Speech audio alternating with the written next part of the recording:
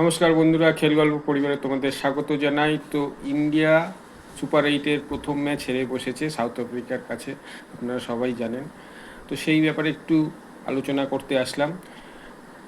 ব্যাপারটা হচ্ছে কি যে ইন্ডিয়া হারার ফলে ইন্ডিয়া সুপার 8 থেকে সেমিফাইনালে যাওয়ার আশা কতটা রইল, এটা একটা বড় আলোচ্য বিষয়।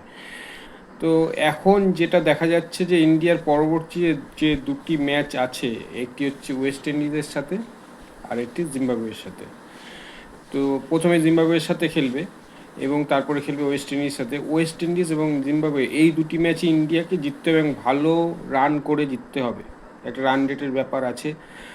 আর দ্বিতীয়ত হচ্ছে সাউথ আফ্রিকা, ইন্ডিয়াকে প্রে করতে হবে সাউথ আফ্রিকা যেন তাদের পরবর্তী যে দুটি ম্যাচ আছে ওয়েস্ট ইন্ডিজ এবং জিম্বাবুয়ের সাথে, সেই দুটি ম্যাচ জেতে, তাহলে ইন্ডিয়া সরাসরি সুপার 8-এ চলে যাবে।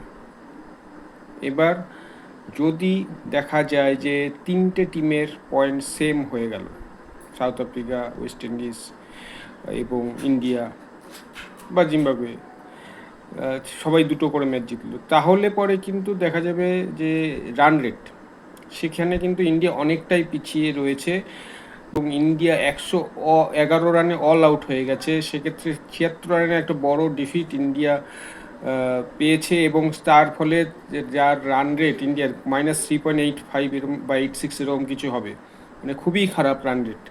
তো সেক্ষেত্রে ইন্ডিয়াকে এই পরবর্তী দুটি ম্যাচ ভালো স্কোর করে ভালোভাবে জিততে হবেই, তাছাড়া উপায় নেই, জেতা ছাড়া উপায় নেই। এবং সাউথ আফ্রিকা প্লে করতে হবে, সাউথ আফ্রিকা যেন তাদের ম্যাচগুলো সব জেতে, তাহলে ইন্ডিয়া সরাসরি চলে যাবে। আর এই যে ভরাডুবি ইন্ডিয়ার, সেটা কেন হলো, এটা একটা বড় প্রশ্ন। তো প্রথমে বলি যে ইন্ডিয়ার যে যে টিমের স্কোয়াড যে নামিয়েছিল 11 জনকে, তার মধ্যে যে ভাইস ক্যাপ্টেন অক্ষর প্যাটেল, তাকে হঠাৎ করে বসিয়ে দেওয়া হলো কেন? সে তো জেনুইন অলরাউন্ডার এবং ভালো বলও করছিল, ব্যাটিংয়েও ভালো ধারাবাহিকতা ছিল। তো তাকে বসিয়ে কাকে নেওয়া হলো? ওয়াশিংটন সুন্দর, যাকে 4টে ওভার বল দেওয়া গেল না, 2টো ওভারই বল দেওয়া গেল, 17 রান মতো খেয়েছে এবং ব্যাটিংয়েও তো ততই বছর। তাকে কেন নেওয়া হলো, হঠাৎ করে এই চেঞ্জ কেন করা হলো, এটা একটা বড় প্রশ্ন। আর দ্বিতীয় কথা হচ্ছে অভিষেক শর্মা যেরকম খেলছে, তার যে এখন মনোবল, দেখেই বোঝা যাচ্ছে যে তার মনোবলে অনেকটা ঘাটতি নেমে গেছে এবং স্বাভাবিক ব্যাপার, তার বয়সটাও কম এবং এত বড় মঞ্চে এই প্রথম সে খেলছে, ওয়ার্ল্ড কাপের মতো মঞ্চে।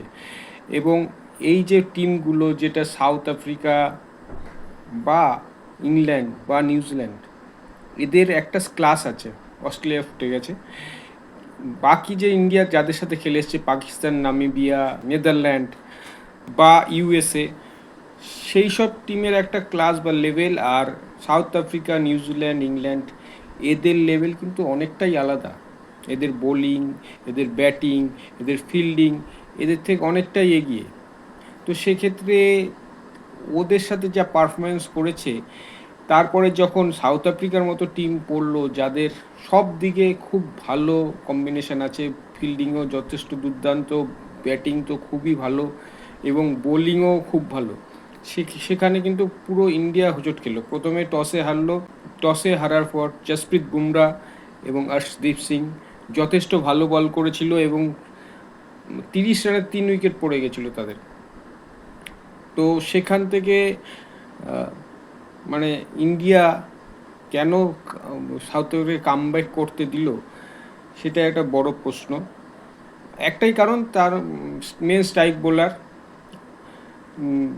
সেরকম বল করতে পারেনি। বুমরা এবং অর্শদীপ যে প্রেশারটা ক্রিয়েট করেছিল, সেই প্রেশারটা ধরে রাখতে পারেনি। বরুণ চক্রবর্তী পুরোপুরি ফ্লপ।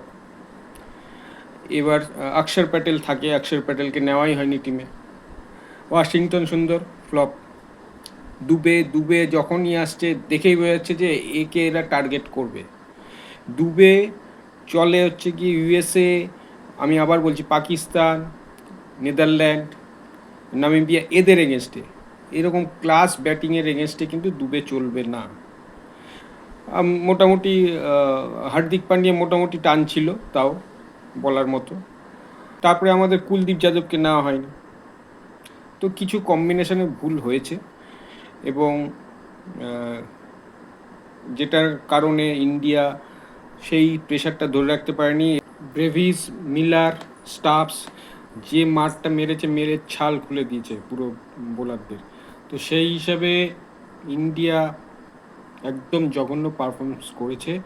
সুপার এইটে যেতে গেলে তাদের যে ধারাবাহিকতা, এইটা মনে রাখতে হবে যে এটা ওয়ার্ল্ড কাপের ম্যাচ, এটা কোনো T20 সিরিজ নয়, যেটা বাইল্যাটারাল সিরিজ নয় যে কোনো দেশের সাথে খেলছি। এখানে সেই মানসিকতা রাখতে হবে এবং সেইভাবে খেলতে হবে।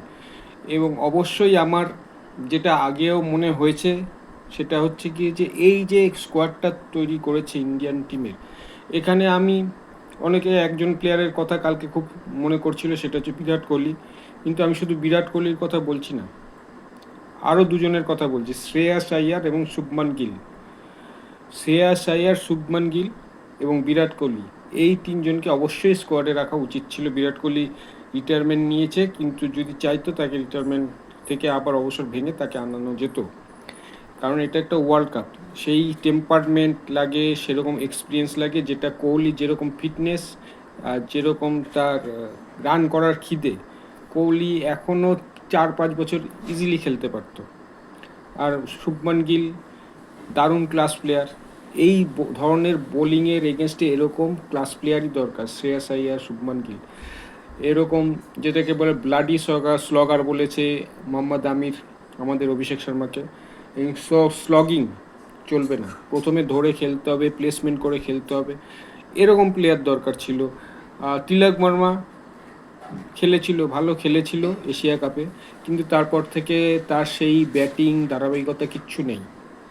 এবং ফিল্ডিংয়েও দেখা যাচ্ছে ক্যাচ মিস করছে, ফিল্ডিং করছে। তো সেক্ষেত্রে এখন যা অপশান ইন্ডিয়ার রয়েছে পরবর্তী ম্যাচে, দুটো চেঞ্জ অবশ্যই দরকার। একটা হচ্ছে কি ওয়াশিংটন সুন্দরকে বসিয়ে অক্ষর প্যাটেলকে আনা, আর তিলক বর্মাকে বসিয়ে সঞ্জু স্যামসংকে আনা।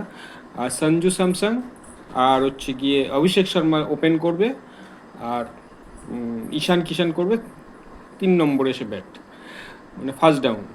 তো এই কম্বিনেশন করে যদি ম্যাচে ফেরা যায়, কারণ আদার্স তো আর কোনো প্লেয়ার নেই, আর মানে আর কোনো আনাও যাবে না, যা স্কোয়াড আছে তাতেই চালাতে হবে। তো স্কোয়াড নির্বাচনটাই ভুল হয়েছে আমার পুরোপুরি মনে হচ্ছে। এবার let's hope for the best. তোমাদের কি মনে হয় অবশ্যই তোমরা কমেন্টে জানাও। আমি যেটা বললাম, আমি যে অ্যানালাইসিসটা করলাম, সেটা কতটা তোমাদের ঠিক লাগছে সেটা অবশ্যই কমেন্টে জানাও। তো আজ এখানেই শেষ করছি, আর প্রে করছি, সবাই মিলে প্রে করি ইন্ডিয়া যেন ভালো খেলে, সেমিফাইনালে যাক, তারপরে ফাইনালের গন্ডি তো তারপরের কথা। তো সেটা আমরা সবাই চাই যাতে ফাইনালেও যায়। তো আজ এখানেই শেষ করছি, দেখা যাচ্ছে পরের ভিডিও। তোমরা ভালো থেকো, সুস্থ থেকো, সঙ্গে থেকো, ক্রিকেট খেলা ভালো করে দেখো, সবাই মিলে আমরা ইন্ডিয়াকে সাপোর্ট করি। আর আমার এই ভিডিওটাকে অবশ্যই লাইক, শেয়ার, সাবস্ক্রাইব করো, আর পেজটিকে ফলো করো। টাটা।